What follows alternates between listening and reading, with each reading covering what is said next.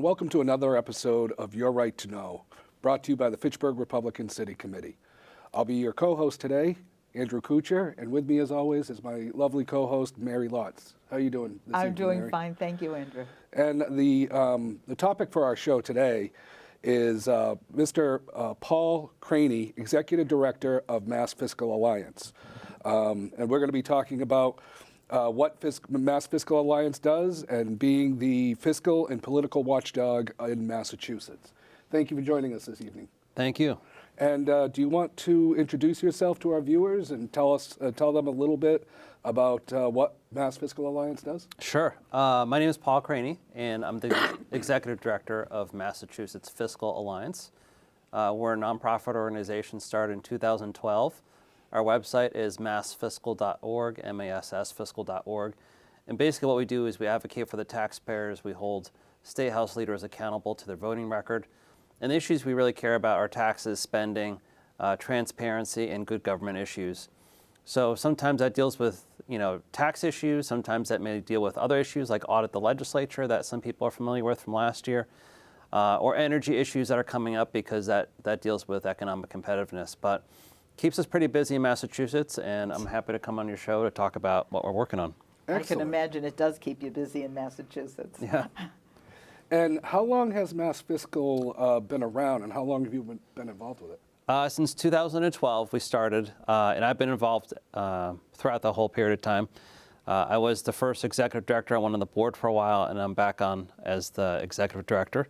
But we are a nonprofit organization, so we're funded from individual donors, people that just like what we're doing, and that's how we get our funding. And we've been around for it's hard to believe, but 13 years now. Yeah. Wow. And has that, over the 13 years, have you changed? Have you grown in scope? So our scope is something we try to stay really kind of confined with.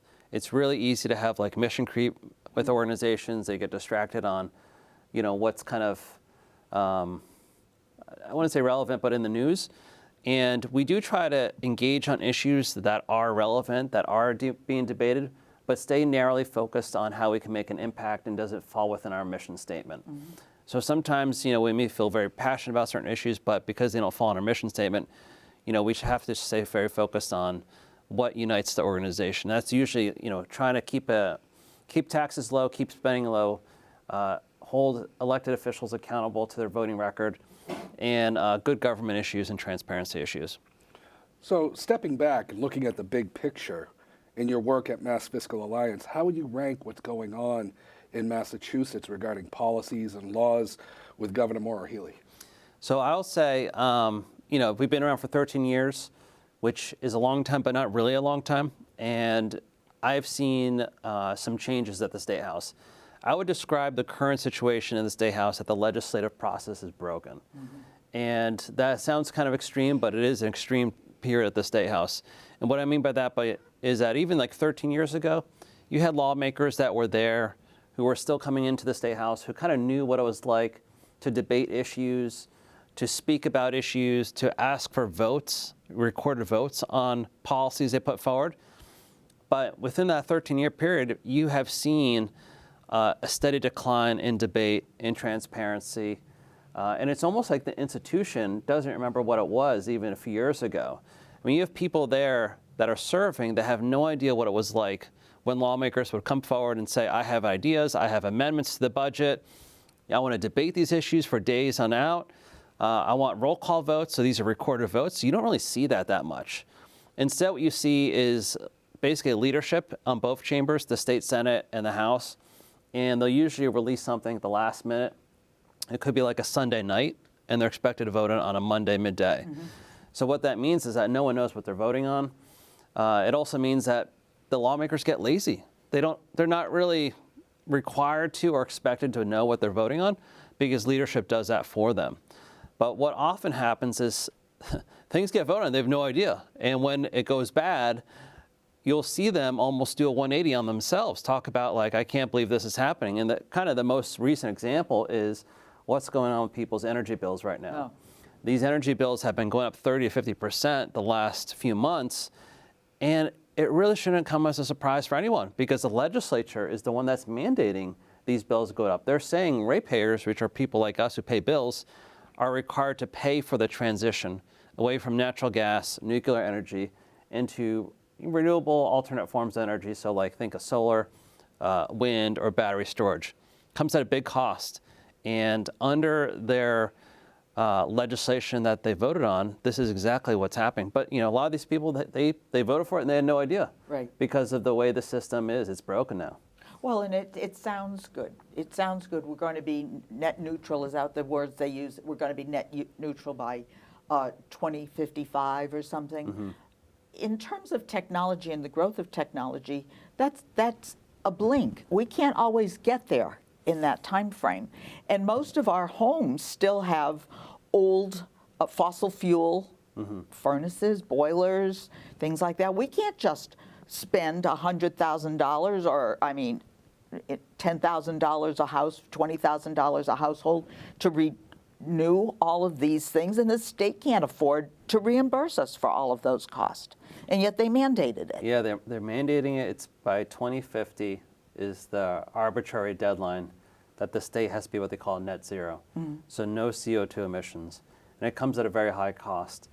If everyone in Massachusetts were suddenly to have zero CO2 emissions, it would have absolutely no effect on the world's CO2 output. It's less than 0.5 percentage point. Sure. So you got to ask yourself, like, what is the upside to this? What are we actually funding? What's the benefit? And you'll hear the left kind of say, like, everyone has to do their part, but it comes at a very high economic cost. Massachusetts is already a very clean state. We don't have big polluters anymore. And instead what we have is just a lot of people like you described. The person across the street, the average person who may have natural gas or oil, and for them to switch over because of a mandate comes at a very high cost. So we're inflicting a lot of economic pain to ordinary people. There are no more big polluters in New England for the most part, or in Massachusetts that you can kind of go after and shut down. That's just, that doesn't exist here anymore. We don't have coal-fired power plants.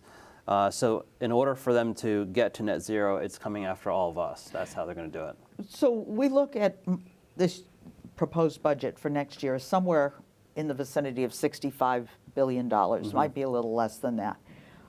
What happened to all of the money that was given to Massachusetts because of the pandemic relief funds?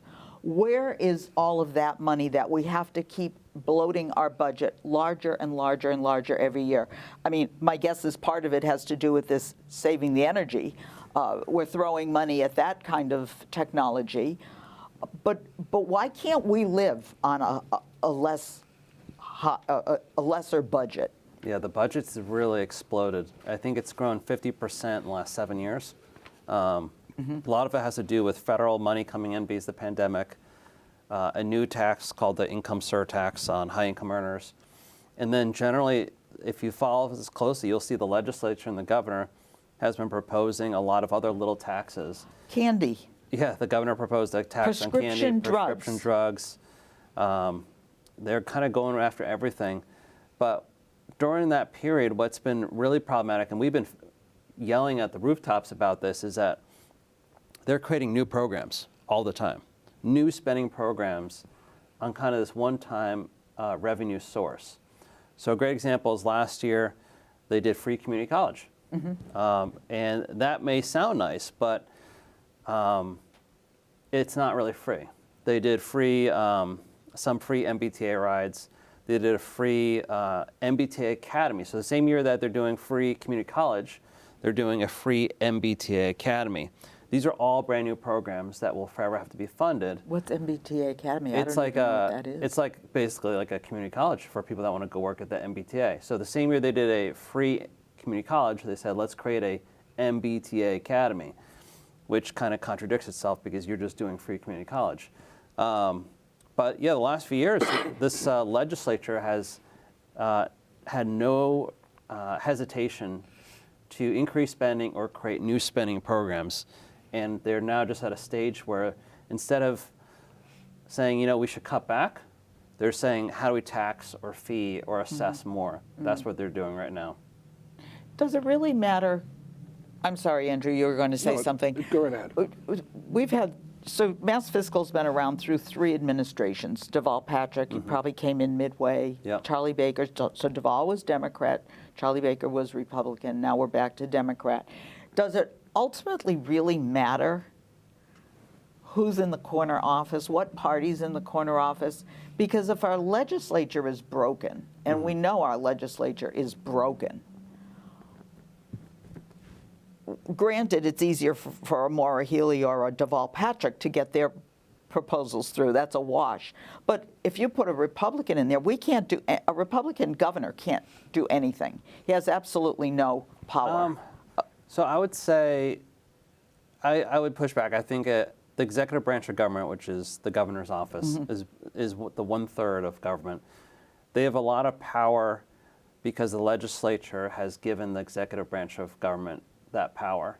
So we talked about the energy issue. This is an energy mandate that they passed. They're basically saying to the executive branch of government, we gave you this arbitrary deadline, now it's your job to implement it. So that happens quite often. The legislature will just come up with these ideas and say we pass into law, and now it's the governor's office that has to execute that law. So the governor's office does have a lot of power, even if their hands may be tied because the law is passed and they're mandated. They can go there and say, you know, this isn't working. We need more time, or we have to readjust this law.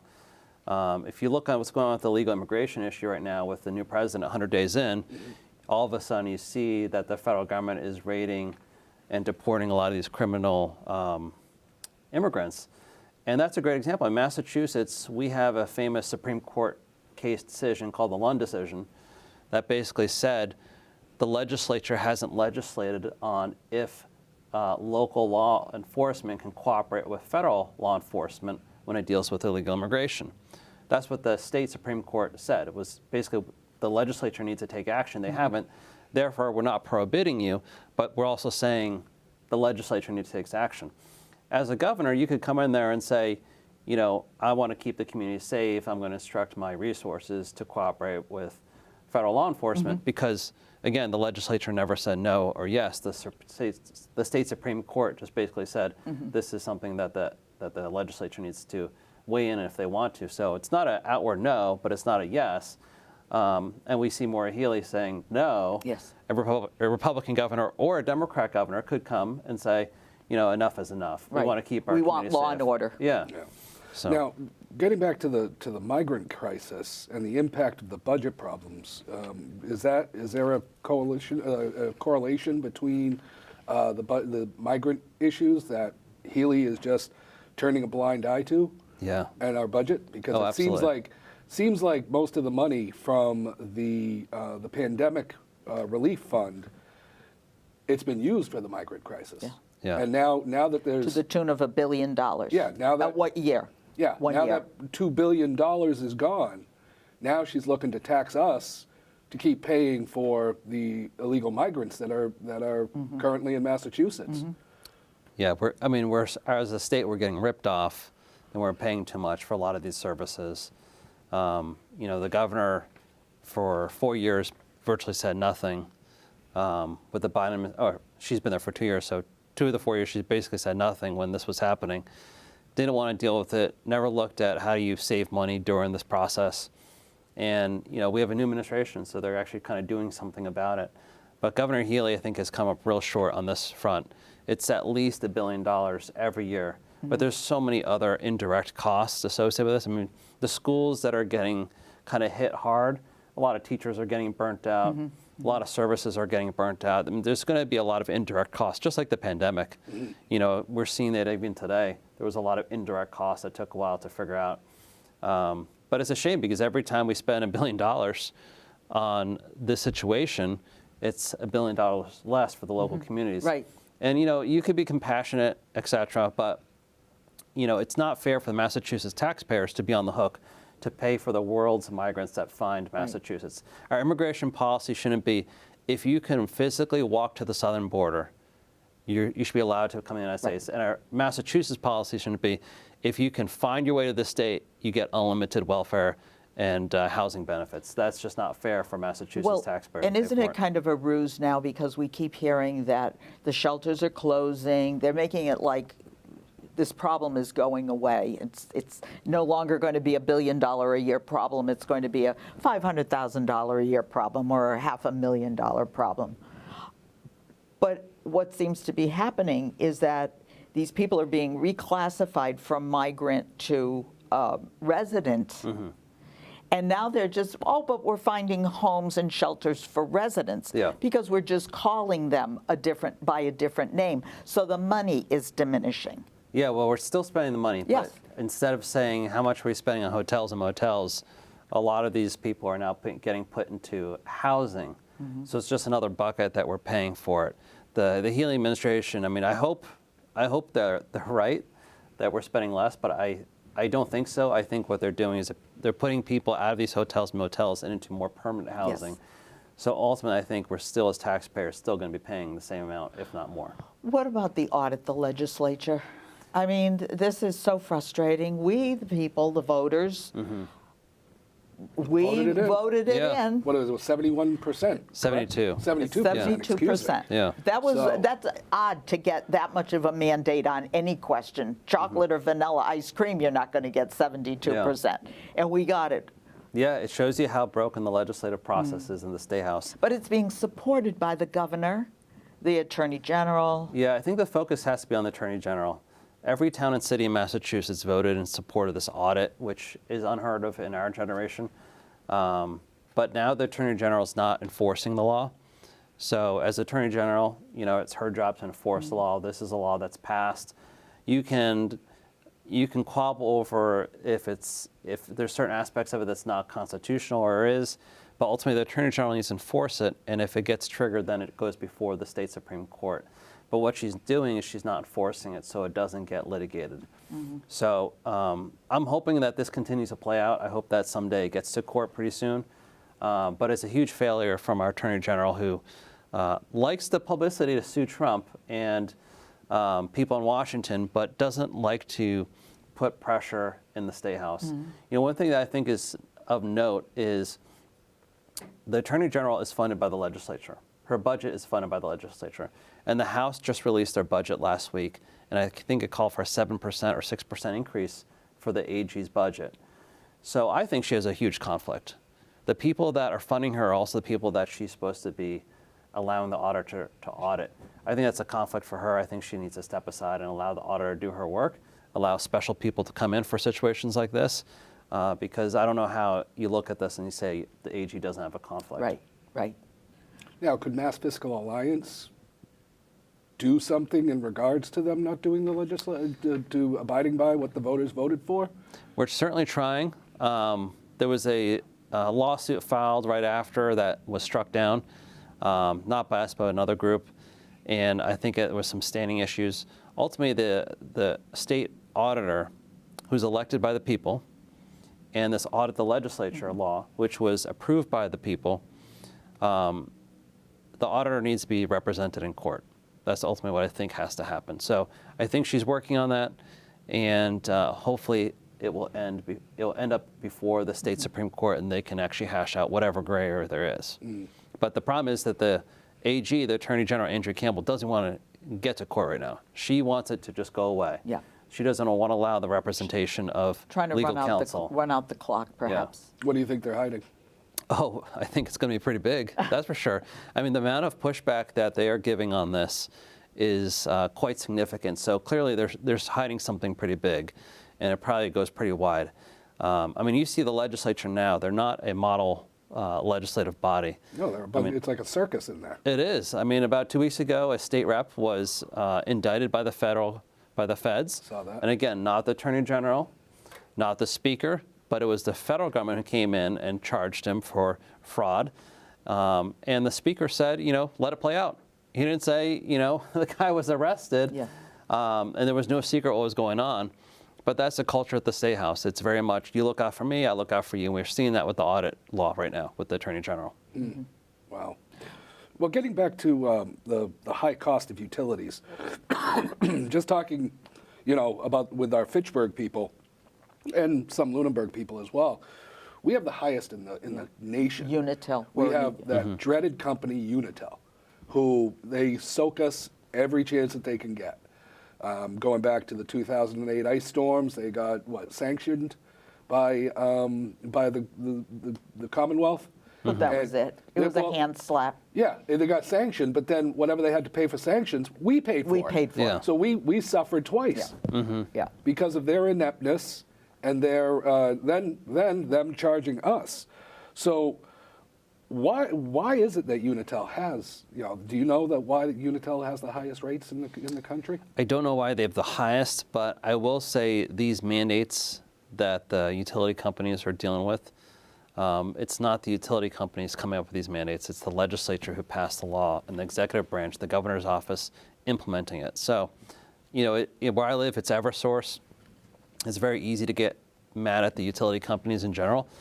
But for the high cost right now, it's actually the blame should go to the State House. Yeah. They own this blame. I think everybody, it's because it's easier to blame the utility company. Everybody hates Unitel. Right. But we should really look to our representatives in the State House Yeah. And didn't blame them. Maura Healey, back when she was Attorney General, didn't she stop things like gas pipelines coming into the state? She sure did. She did. Yeah. Yes, she did. She was very proud to talk about that on the campaign trail as Attorney General. That was a big project for them to stop more natural gas. And the whole idea is you stop reliable, inexpensive fuel in the region. And Clean fuel, too. it is, yeah. And then you prop up alternate forms of energy because you're trying to get away with, you're trying to do away with the current grid that we have. Right. Well, all these alternate sources of energy, and trust me, I know because I'm dealing with something as a city councilor here in Fitchburg, where they want to put a massive solar array. Yeah. It's basically a residential area. Yeah. And nobody in that residential area wants it. In fact, people are against it throughout the city. But it's a country club that wants to use a wooded part of their area in order to generate money.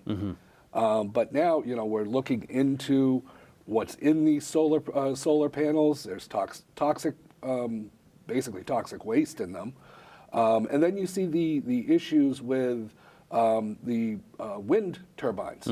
Oh, And you see the giant piles. Cape Wind. The giant piles of the windmills. Yeah. After they're defunct, they burn up all the time. Yeah. I mean, these alternative energies, they're pretty much a joke. Yeah, there's no such thing as clean energy. The left likes to say wind, solar, battery are clean energy. There's no such thing. Everything has a cost, and including they still environmental. rely on fossil fuels to They operate. do. Yeah, they do. Some of them do. But what we're talking about is low density energy that are weather dependent. So, solar and wind, you have to build a lot of this, take up a lot of land to produce some kind of energy output. On the other hand, you have high density energy, which is nuclear and natural gas. You don't have to use a lot of it and you get a lot of energy. So usually societies will pursue high density energy. If you think about it, our ancestors used windmills.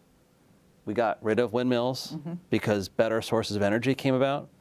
If you think about nuclear energy, you're splitting atoms. This is high-tech stuff. But the left has made so much money on trying to outlaw high-density energy that's dependent, baseload energy, and they have a lot of financial interests in this alternate energy source. And we could be, what's the word I'm trying to say? We could be, I'm forgetting it, but we could be crude and say, oh, they're just all lining their pockets with this green energy. A lot of them are. But they are. Yeah, a lot I of mean, them that are. is the reality. Yeah, I mean, this is a lot of it. They're It's just the making money. Yeah, this is all about off making this. money. You get rid of your competition. You have a legislature outlaw your competition. So then they have to buy your energy source. And then you get long-term contracts so that your clients have to buy your Sure. product at a certain rate. That's essentially what's happening. Yeah. And, it's really bad. It's going to be a Maybe very that's bad what the future. legislature is hiding. Yeah.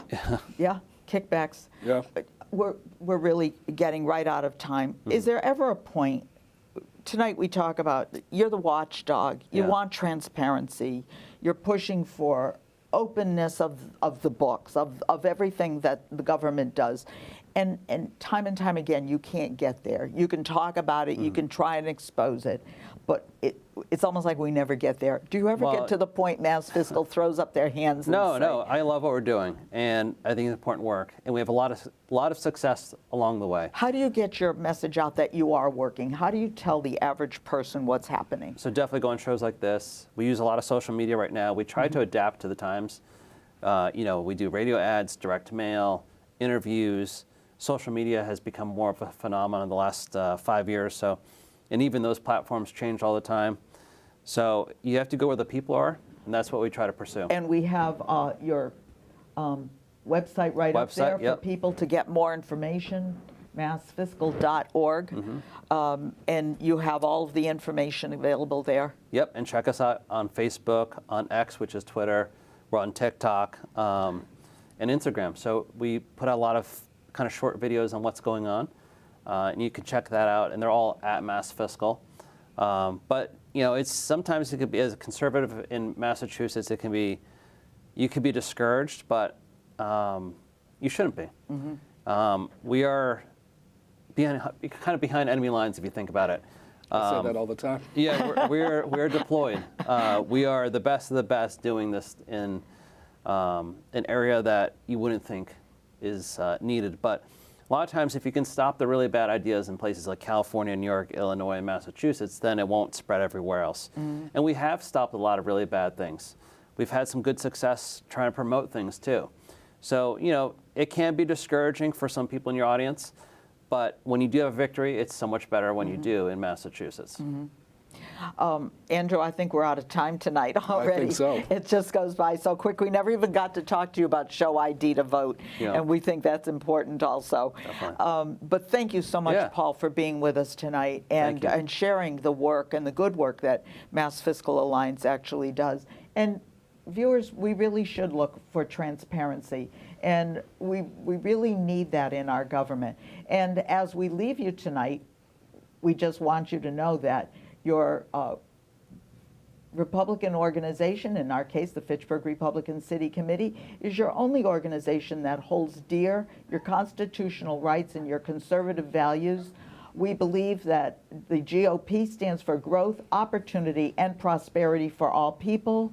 We always stand for freedom, and we look to groups like the Mass Fiscal Alliance to give us our guidelines when we come on shows like this and we want to interview our host, our guest, and find out the truth behind some of the things that we see on TV. So please look up Mass Fiscal Alliance if you have any concerns about what's going on in your government. And I don't think we always should invite or vote for the same people back in all the time. We really should hold them accountable. Definitely. Yeah. Thank you and good night.